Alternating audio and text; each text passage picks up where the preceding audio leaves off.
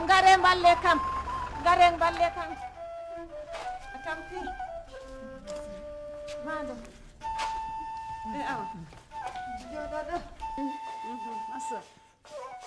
Il est 6 heures du matin lorsque Farmata arrive enfin au centre de santé de Kolda en provenance de Médina Yoro Fula.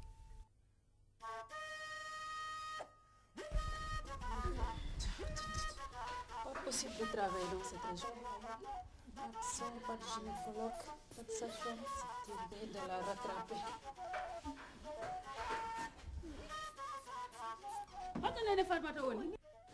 Ordonnance. A Farmata ala jijam bo soday joni jodi bo wadi soytam. Kori mi gaddirani kaalay nene gorko waɗi Medina Yoro Fula to mbo yurani koni min ngala kaale toppirone ɗe minen nambo ari.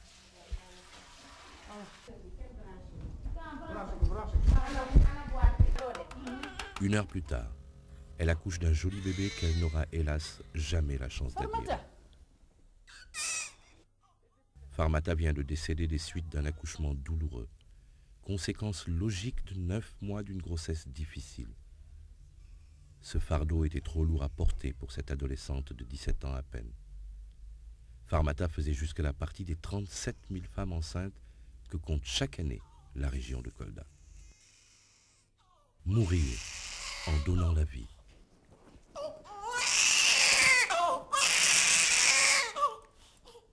Farmata ko laabi jolu tan wadde visite. Mi andate. Ah, Farmata o beni. Mais Farmata wurani. Farmata maayi.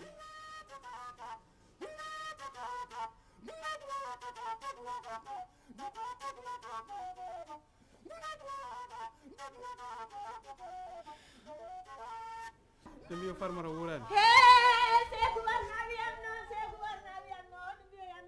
Malheureusement, dans la région de Kolda, porter ou donner la vie ressemble à un véritable combat. Un combat, hélas, perdu d'avance. Nous sommes ici à 750 km de Dakar, la capitale. Et l'accès de la région est particulièrement difficile. Mais cette inaccessibilité n'est pas le seul problème, car toutes les conditions sociales qui caractérisent une région pauvre sont réunies, comme l'analphabétisme, des services sociaux de base quasi inexistants, le tout engendrant des pratiques néfastes telles que l'excision, les mariages précoces, les tabous nutritionnels. Pour ce qui est des infrastructures sanitaires, elles sont vétustes, insuffisantes et mal réparties. Si vous y avez le déficit criard en personnel, vous comprendrez pourquoi, pour 1000 enfants qui naissent vivants, 12 des mères qui les ont portés ou mis au monde vont mourir en donnant la vie, et parfois même jusqu'à 42 jours après l'accouchement.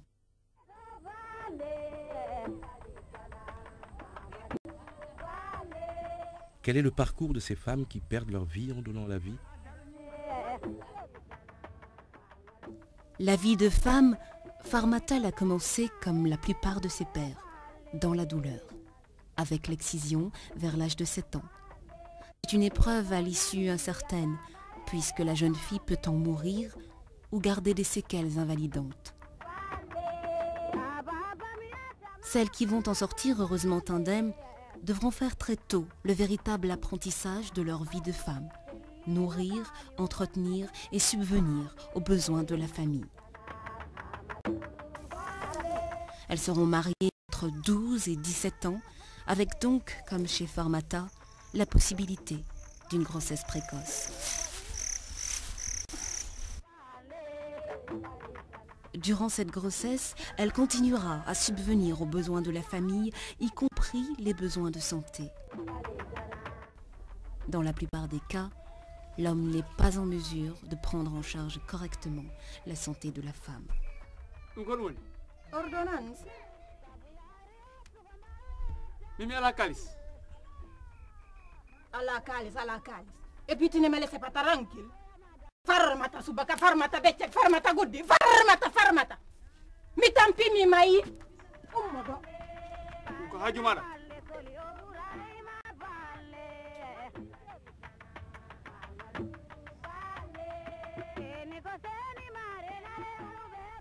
Ces femmes, entre le marché et la cuisine, n'ont paradoxalement pas une alimentation équilibrée du fait des tabous et interdits ancrés dans la tradition.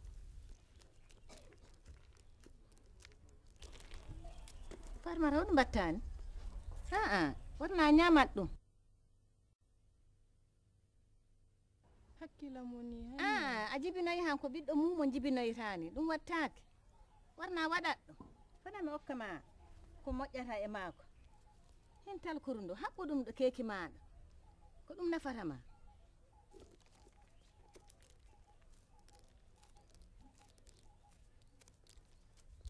Yo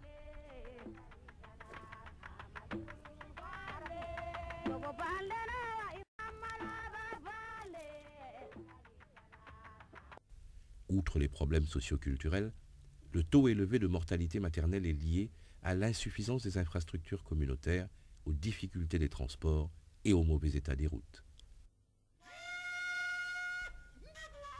Les femmes sont obligées de faire 6 à 10, voire 15 kilomètres à pied, à charrette ou à vélo durant les 6 premiers mois de la grossesse pour accéder à des soins.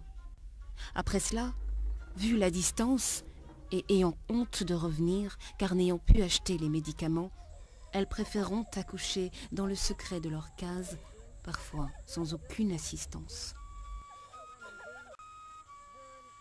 Ce qui arrive souvent dans ces accouchements à domicile non assistés, ce sont des complications, comme l'hémorragie. Commence alors une course contre la montre. À 3 heures du matin, il faut évacuer la femme à l'hôpital situé à plus de 100 km. Mais on ne peut compter sur le seul véhicule qui passe une fois par semaine dans le village et qui est parti depuis 15 heures. Conséquence, la femme gît au bord de la route, secouée de temps en temps par les douleurs de l'enfantement, attendant un hypothétique véhicule de transport en commun dont les passagers voudront bien accepter de la conduire à l'hôpital. Si par miracle cette femme parvient vivante à l'hôpital, elle n'est cependant pas encore au bout de son parcours de combattant. Sa survie dépendra de l'existence de ressources humaines compétentes et de la qualité de l'équipement disponible. En fait, une grande partie du faisceau de facteurs qui conduisent au décès maternel est liée à la prise en charge des femmes en grossesse dans les infrastructures sanitaires. Si dans l'obscurité de santé ou dans une salle de maternité, après un accouchement, au moment où la femme pousse son dernier soupir en quittant ce monde, tout près de vous, le bébé pousse son premier cri, entrant de plein pied dans ce monde, réclamant déjà celle avec qui il avait étroitement cohabité durant 9 mois. Qu'auriez-vous ressenti ? Le décès de cette femme laisse derrière elle un mari dans la détresse, car le socle principal de son foyer vient de s'affaisser. Il pourrait se remarier, penseriez-vous ? Mais permettez-moi de rappeler que chaque femme est unique, que chaque mère est sacrée. Combien de femmes vont mourir aujourd'hui comme Farmata dans des conditions semblables, d'hémorragie, d'anémie, de paludisme, d'infection, pour ne citer que les causes objectives. Combien d'enfants mis au monde dans ces conditions survivront-ils au-delà de leur première année de vie ? Combien ? Se serait-on habitué à la routine des décès maternels ou avons-nous mis ces décès dans le dos du bon Dieu ? Croyons-nous, comme ces vieux, que ces décès sont l'œuvre de forces occultes, fatalisme ou impuissance simplement ?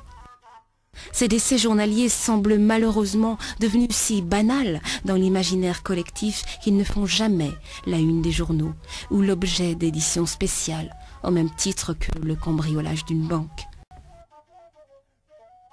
Mourir en voulant donner la vie peut cesser d'être pour les femmes une fatalité à subir, à condition que les familles, les communautés, les professionnels de la santé et du développement se donnent les moyens d'y faire face.